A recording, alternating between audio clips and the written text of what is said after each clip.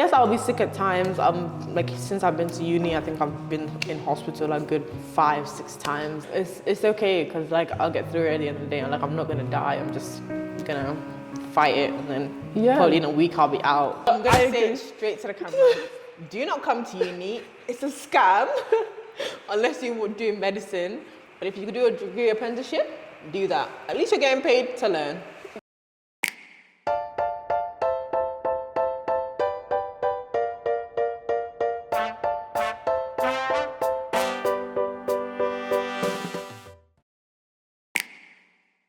My name is Isha. I'm originally from Gambia. I've lived in Portsmouth, but I currently live in Leeds for university. I had rheumatic fever, which made me get a mitral mechanical valve, which I live with right now. Where did you grow up? Well, I grew up in Gambia until I was about 10 and a half years old. So I came here in, I believe 2012 or 2013, I can't remember. But when I was like 10 and a half years old, yeah. And what was it like growing up in Gambia? Like, what are your earliest memories? I loved it, to be fair. It's always sunny. We literally have like 9 months of sun and then, raining season. So I think the earliest memory I have would be just playing with my siblings, probably. Oh, how many siblings do you have? Officially, I have 8 siblings. 8 siblings? Yeah, 3 are half siblings and then the rest are full siblings. Well, okay, so I guess let's talk about the stereotypes about Gambia. Like, what would you say a stereotype about growing up in Africa is? Except, you know, the classics of you all live in mud huts, there's no water. No, I didn't live that way first. Obviously, like in every African country, there's like, obviously the poor side of Africa. Mm-hmm. So no, I didn't really live in that. Like we had like a personal driver and everything. So yeah, no, I loved it, to be fair. So if you loved it so much, how come you moved from Gambia? Well, I moved because obviously I had a condition, and I think most of Africa don't really have like the healthcare for like very complicated health conditions and stuff like that. Mm-hmm. So yeah, they couldn't really treat it. Like they even misdiagnosed me when I was. Oh really? Yeah. They thought I had a chest infection when it was actually a heart infection, which is a lot more worse than my chest infection. So okay, you left Gambia and then you came over to the UK. Where in the UK did you actually come to? I came to Portsmouth. Portsmouth, down south. It's as far as you can go. You can't go further than Portsmouth, I can't lie. I saw you could get the ferry from Portsmouth to France. Yeah, it's closer than Leeds. It's closer. I can go to France and back before I even reach Leeds. Really? By train, yeah.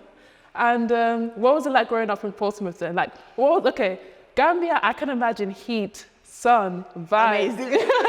Amazing. The UK? No, amazing. No, I remember the first time I came to the UK, I remember because in Gambia, like, I don't know if it's most African countries, so in Gambia it's warm rain. So then when I got here, my little freshy self, I thought it was warm rain because I'm like, I'm not used to this environment. So I remember the first time it rained, I ran outside, I'm like, oh my God, it's raining. I ran straight back inside because what the heck? It was literally ice cold. I was like, so the rain is usually hot in Gambia? Yeah, is that not like in Nigeria? I don't go out in Nigeria when it's raining. I thought it was like I thought it was a global thing. The same, like just it's like proper monsoon rain, but it's warm monsoon rain. I get what you mean, like the humidity and stuff is still quite warm. Yeah, exactly. So I thought it was the same here. Boy, did I learn. No. And what about the people, the culture? There is no culture here. But with Portsmouth, I'd say I love the friends that I've made. Like I still talk to about, I think, 3 people from Portsmouth, which I love.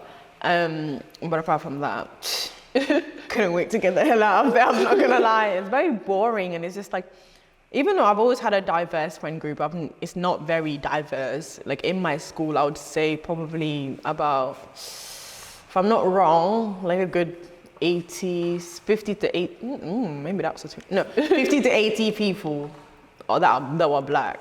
Oh, really? School. Yeah, it's not bad, but it's not great. From year 7 to year 11, that's that.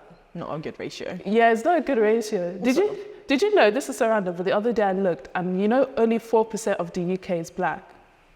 4%. And they are complaining about migration, immigration, blah, blah, blah. 4%. They like, get over yourself. That's a room full of 100 people, you can expect to see 4. Exactly. That's crazy. And I think majority of them even live in London, and that's about it. Literally.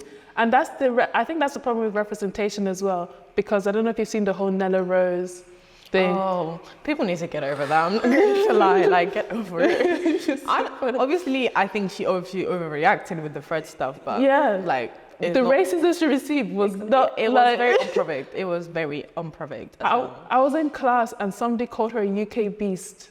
And bear in mind, there's only 2 black people in my class, so I didn't feel like picking that battle. But somebody just called her a UK beast and everybody just started laughing. Yeah, I was like... Yeah. I would have been the fatty there. But the thing is, then they had lots of people just saying stuff like, oh, this is... Now she fits into the angry black woman stereotype. But I think that's the problem when you have that only representation. Yeah, sometimes it makes us like, well, like people looking from outside in, like, oh, do we really want to do that kind of stuff if like that's how we're going to be perceived? Really? Like, especially on like stuff like Love Island where everybody spit laugh, like barely anybody looks at you, and it's just... It's just, why do we put ourselves through that? And that was basically kind of like Portsmouth, to be fair. It's like... Well, I was never even focused on boys, but like from what I could tell from like younger, like all the boys were like looking for like the blonde, the blue eyes, kind of energy. I mean, I never liked any boys anyway, but like from what I could see in the whole atmosphere, it was basically like that. So yeah, it was very much a lot different from like Africa, where you just used to see your own kind. Exactly. People, so I experienced the same thing. Growing up in the South. Like the only black girl in my secondary school, but it was only for the last 3 years. The first 3 years, I did have like one black girl in the year above, and the first day she came to me, she was like, I got you if you need anything, and the other black guy. But then they obviously left, and then it was just me. And there was a few other younger year people, but not enough that I could actually see them on campus. Oh. So yeah, that was a lot. So the portion was a lot worse than Portsmouth. Yeah. Lord. Obviously there's mixed race and stuff, but black. Oh. Yeah, no, I had, I had a black best friend in year 11, but all my black friends were probably mostly from college, to be fair. Yeah. So I guess you said you came over to Portsmouth because of your condition. So what did that mean? Did you receive better healthcare? What was it like living through secondary school in Portsmouth? Well, I came in year 6, but I barely spent any time in year 6. I remember I came on the 1st of November, I believe. Straight away, obviously got to hospital, diagnosis, and I believe I went in for my first hospital visit in January, and because it was so horrible, because I was so underweight, I had to stay in hospital for a month and a half, I believe. Wow. Just to gain weight, because they were like, oh, if we operate on her, it's capiche. She's gone. You're laughing, no, it's like obviously now a distant memory, but you have to be a certain weight for your anesthesia to you to take well, because heart operations take hours and hours on end. So for you to be under the knife for hours and hours, being that underweight, it's not good. So I had to literally gain weight. But at the same time, they were running against the clock of we need to operate. So they finally operated after a month. They didn't even wait for a month and a half. And then the recovery time was, I think, a good 4 months. Wow. Or so. So from there, obviously gaining weight and going back to normal life. So that was literally, I think I spent about 2-3 months in year 6. Oh wow, just in hospital. Literally the rest was what was the operation, if you don't mind me asking? So I had 2 operations. So the first operation was in year 6, obviously. And that was to fix my valve. So obviously I have a condition called rheumatic fever. So what that is basically an infection that affects it could affect anything, but it chose to affect my valve. So obviously we have 4 valves, and it affected my mitral valve, so only 1 valve, which is lucky. It affects some people more than 1 valve. Okay. So what they decided to do, the damage wasn't that bad at the time, so they decided to just fix it. So they just sewed it up and fix the valve. And that was in year 6. So obviously recovery time was a lot less and so yeah, that was all my whole of year 6, and then Wow. started year 7 from there. Did you get any comments like from like the younger students that you missed schools for so long, or did you No. tell them? No, to be honest, with year 6, bear in mind, I came here knowing probably what we know. So like, let's say, like you grew up here, innit? Yeah. So let's say you in year 6, what you know of French, like saying the colors, yeah. animals, like the basic stuff. That's what I knew of English. Oh. So I didn't understand what anyway. You could be bullying me, I would have no idea what you were saying. So like, I didn't understand. So even if I was being bullied, I wouldn't know. If somebody was talking to me, I was basically mute. Like I remember one person thought, like they were like, is she mute? I was like, I'm not mute, I just don't understand what you're saying to me. What? So, okay, what is your first language? Mandinka. Mandinka. That's the national language of Gambia. No, obviously, like in like most of Africa, like there's obviously more like lots of tribes. The biggest tribe is Mandinka people, but yeah, that's what I speak mainly. But I had to learn English, so Yeah. didn't take long. But still, I remember being in school and everybody just speaking to me. I'm like, You don't even smile. I used to smile and I'm like, yeah, that's definitely. So, okay, coming to uni, obviously I met you in uni. What do you study at uni? I study biomedical science. Okay, so biomedical science, why did you decide to study that? Does it have anything to do? Because I couldn't get into medicine. Anyway, I think anybody that studies biomedical science, they didn't get into medicine. But no, I'm actually glad I didn't get into medicine because I've seen people struggle with it, and I'm like, like I feel like personally, like looking at my journey now, I feel like I would have dropped out of medicine regardless anyway. So, but I decided to like study in the field of like medical or like medical advances and whatever not, because like I've always like been grateful for the treatment I was able to get from like coming from a very much third world country and then coming here, I'm receiving the treatment. So I'm just like, okay, I want to make medical advances for myself, but like before I wanted to become a doctor, which I might still do, like as of now, it's lower down because of like everything that's going on with like the NHS, the pay grade and studying for medical school itself. But like I used to want to be a doctor because I was like, oh my God, like doctors are the reason I'm alive today. So I want to like kind of pay that forward and like help people today. And I remember like going through my condition, like obviously with heart stuff, like on a cardiology ward, it's mostly old people. So that's all you see. Like the most I was used to seeing was literally about 2 or 3 people my age in a cardiology ward. So I wanted to like be that kind of person, like a doctor for like somebody that was my age in a cardiology ward. That was like, they're just looking around like it's just old people, like unfortunately dying on ventilators and stuff. So it's like there's not really any young people. So I just want to like be like that person that's like, oh yeah, no, it's okay. Like I went through that. Like I was that young, like yay high in a cardiology ward as well. Like you're not the only person that's this old in a cardiology ward, basically. That's so inspiring.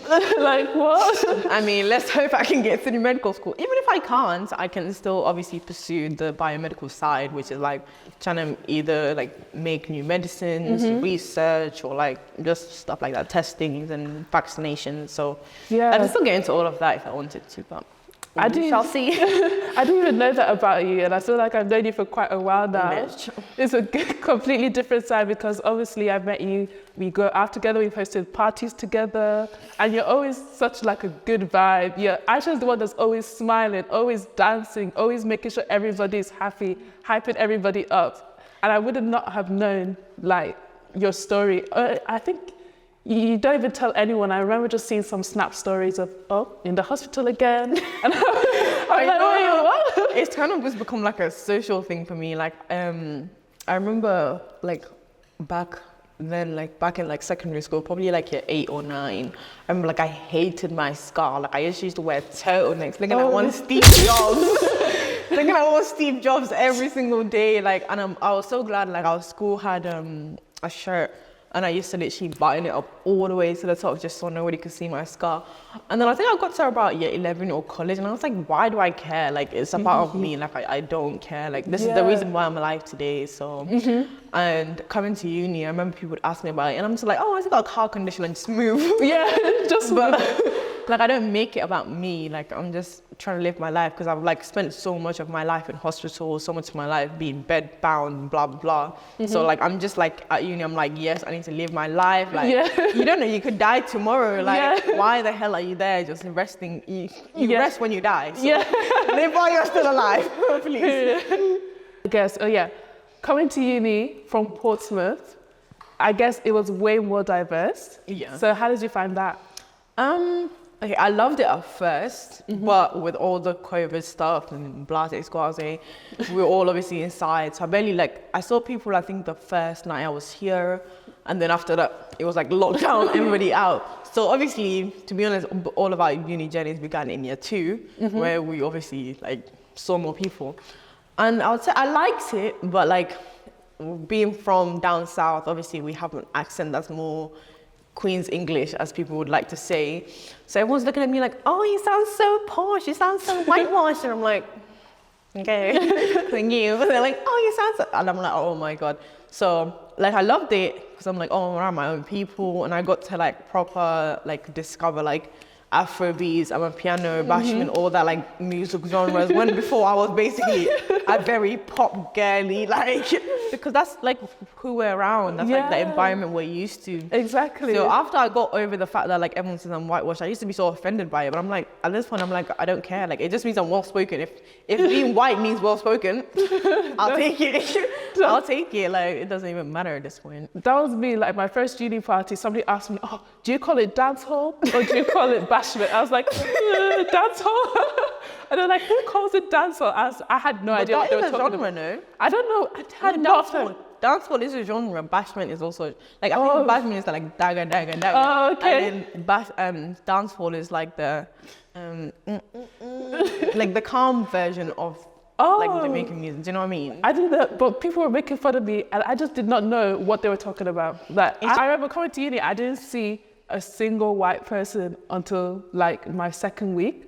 First people, because I went to a private accommodation, it was mainly full of Asian people, Black people. Oh. So I was like, wow, not seeing anyone. No, my flat was literally, it was 5 boys, but they were all 4 Asian boys and 1 Black boy. And then the one girl was white, but she wasn't British white. No, she wasn't British. What do you mean? You mean spicy white? I was and she never once said to me, oh, you're whitewashed. So I think that made me go oh, I'm not whitewashed. But the boys in the flat were she speaks more Black than you. And I'm like, oh, and she was white, and they said she speaks more Black than you. Oh, here we go again. Just because I'm well spoken, and you lot sound northern as hell. It doesn't. But you know what? We'll just get over it at this point. Yeah. Imagine being able to sound Black. I mean, it's not a thing. It's not a thing. But coming to uni, did your condition affect uni, your grades? Did anything? I would say it affected me more when I was back in Portsmouth, because obviously that's when I had the surgeries and stuff, and obviously surgery takes a lot to recover from, heart surgeries anyway. So it affected, obviously I'm going into science, it affected my lab work because I wasn't as skilled in labs as everybody else was, because obviously in secondary school or college, they were in labs like this, and obviously in secondary school and college, I'm not in labs like this, so, and stuff like that. So even in year 1, I was quite ill because of COVID. I caught COVID literally on the first week of uni. What? So literally, and because of COVID, I was also quite ill. So I missed I think the first 4 lab practicals of my own course. So that was learning how to use lab equipment in uni, which is obviously more advanced than what you learn from college or secondary school. Learning the techniques of the lab and blah blah blah.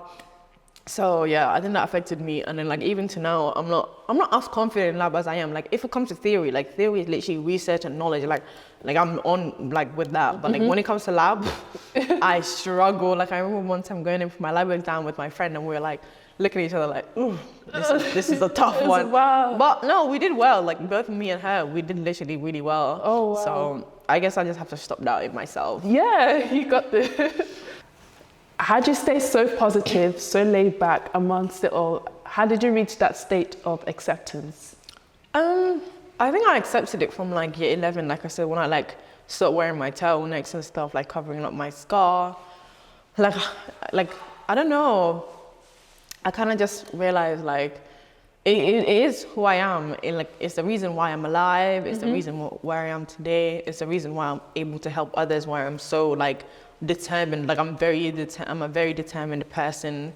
Like this is what I want. This is what I'm gonna go get because of this is what I've been through.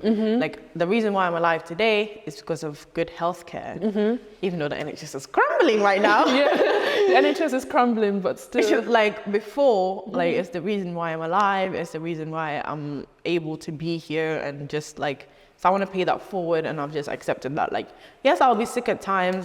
Like since I've been to uni, I think I've been in hospital like good 5-6 times. Like stayed over there.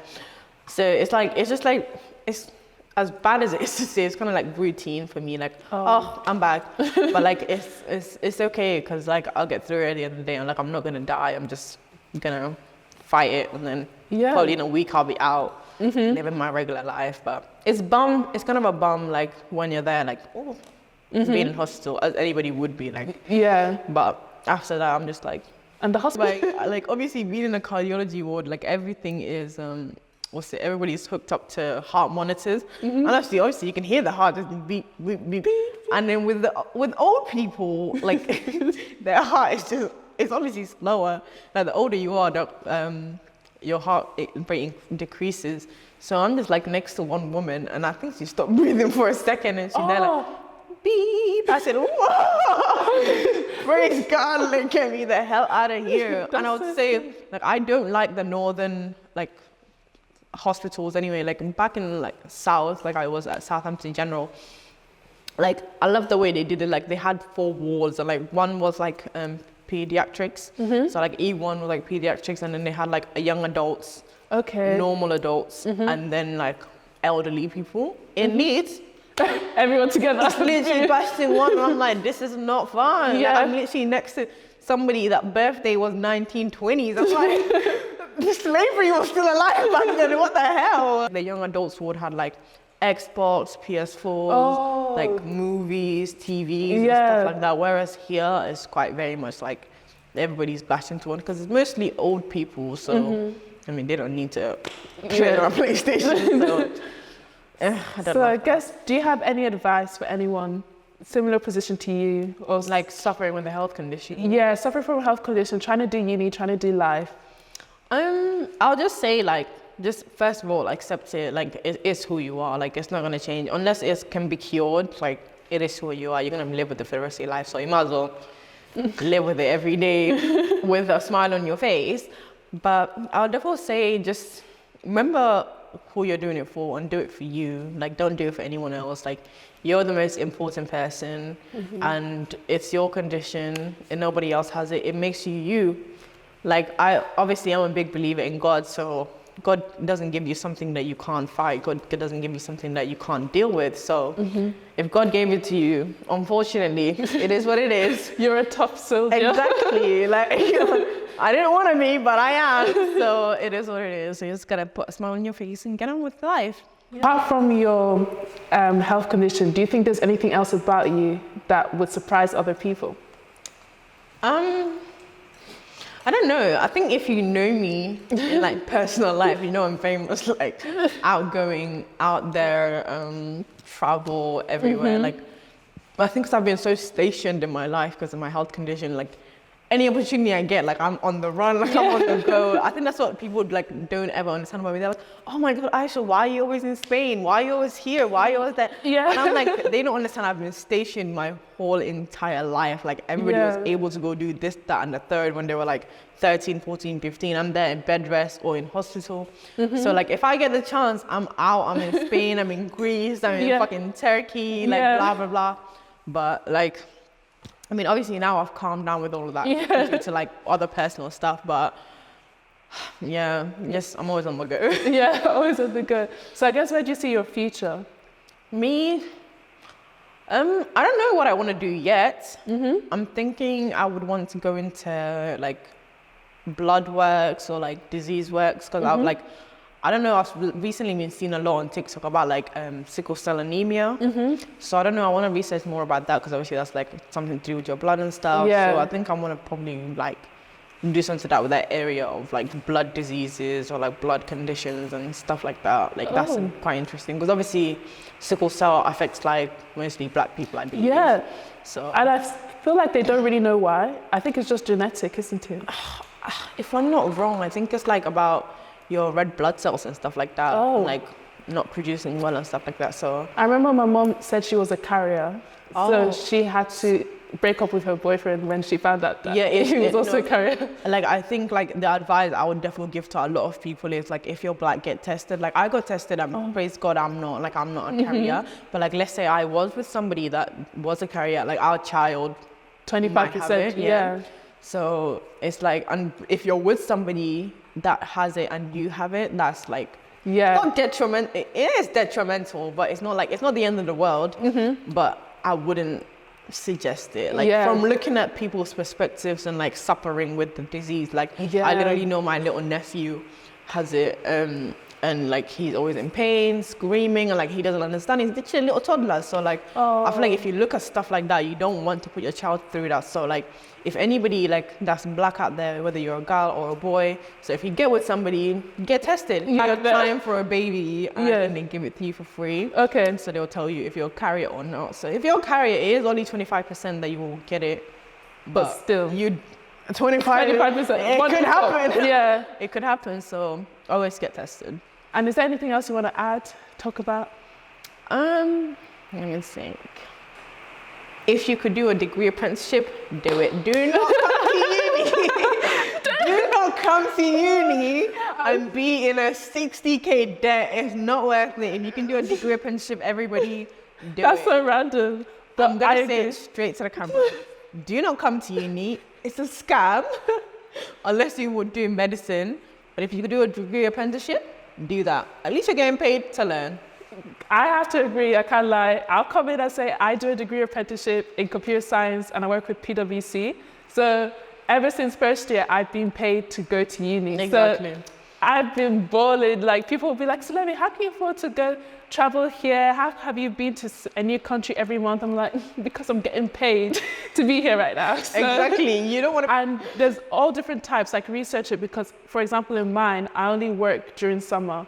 So all throughout normal term time, I'm a normal uni student, and then I work during summer, but I get paid for that summer all the way through the year.